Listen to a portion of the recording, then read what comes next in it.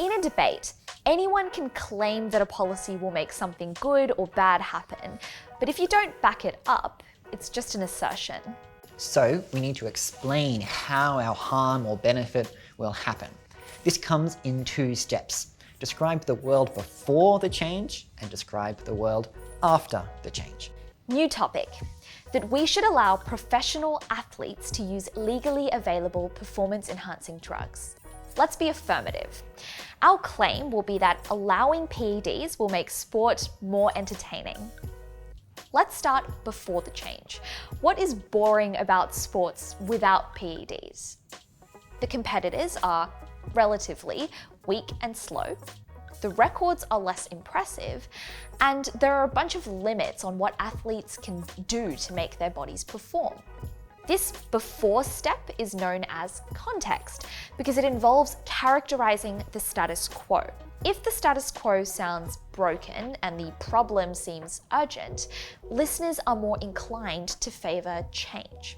On the other hand, if the status quo sounds overall fine at the moment, or at least trending in a good direction, listeners are more inclined to oppose change. Now let's think about after the change. How would PEDs make sport more entertaining? There is more tension between competitors who are stronger and faster. Athletes will compete at higher levels of achievement and break more records. And it is more compelling to watch people push the limits of their bodies. These claims about after the change show how a harm or benefit happens. For example, how sport is made more entertaining by PEDs. In debating, we call these mechanisms. Sometimes it is easier to think of mechanisms first and work backwards to come up with the context behind them. It is okay if you have a single reason to support your point, or if you have a couple of different reasons. Let's try another example. That the government should tax companies' use of technology that is replacing human labor. This technology could be robots in car factories, mines, or warehouses. It could be automation for sales, accounting, or stock management.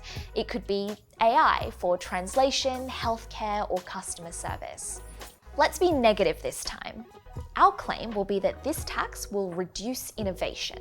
Start with context. How does the current lack of a tax on this technology make it easier for companies to innovate? Take a moment to think of some ways. This technology makes companies more profitable by saving on wage costs, leaving more money for R&D. Strong demand for this technology spurs more companies to create the next labor-saving technology. And workers have incentives to train for jobs of the future, leading to more creativity and innovation in the long term. Maybe you had similar points. I found these by thinking of the innovation that comes from the company directly affected, as well as their suppliers and their workers. Brainstorming different stakeholders is a handy way to find new ideas fast. This is the same way we brainstormed points on parenting licenses and the arts before. Now, how would this tax turn those factors around to stymie innovation instead? Take a moment to brainstorm mechanisms. The tax will make the use of labor-saving technology less profitable compared to hiring workers, so companies will buy less of it, leaving them with higher wage costs and less money for research and development. Reduced demand for this technology will lead fewer companies to invest in the research and development that creates it. And protecting jobs in manual labor or basic knowledge work will mean that the next generation of workers will train for jobs that should be redundant, and society will miss out on the more creative or innovative work they might have contributed in the future. So, what have we done here? We have thought of some possible harms and benefits of these motions and turned our assertions into arguments by adding the most crucial ingredients: a picture of before and after, or of the context before the change and the mechanisms that drive that change. If you get stuck when brainstorming points, always ask, who the policy will affect. There will always be winners and losers. Try breaking down each stakeholder into subgroups. For example, break families into parents and children, or women and men, or rich and poor, or single parents, or queer. So now our argument is very strong. We would call it comparative because it describes what happens on both sides, giving the judge a choice between a good world and a bad one.